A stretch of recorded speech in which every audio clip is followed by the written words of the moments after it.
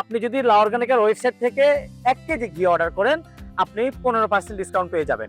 এই অফারটা খুব সীমিত সময় ধরে চলবে। ঘি খেতে সবাই পছন্দ করে, কিন্তু খাঁটি ঘি চিনবেন কিভাবে? আজকে আপনাদের সাথে আমি খাঁটি ঘি চেনার 3টি উপায় নিয়ে কথা বলবো।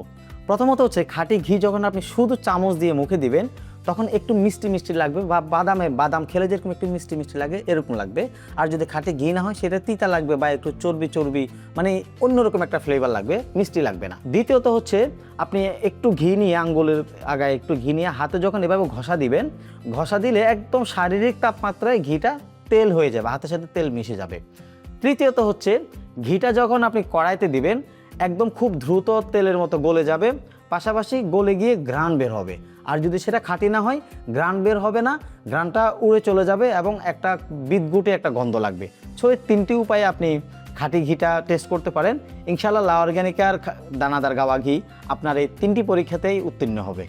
সো যারা হচ্ছে খাঁটি দানাদার গাওয়া ঘি খুঁজতেছেন, বাট আপনি জানেন যে খাঁটি দানাদার গাওয়া ঘিটা পাওয়া খুবই কষ্টকর, আপনি একদম জায়গায় দাঁড়িয়ে থাকার পরও অনেকে ঘির ভিতরে ভেজাল করে দেয়, ডালডা মিক্স করে, পাম অয়েল মিক্স করে, সুজি মিক্স করে, অনেক কিছু সমস্যা আছে।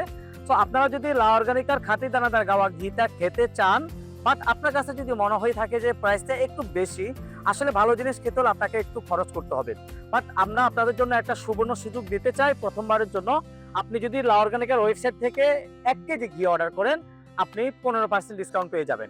এই অফারটা খুব সীমিত সময় ধরে চলবে।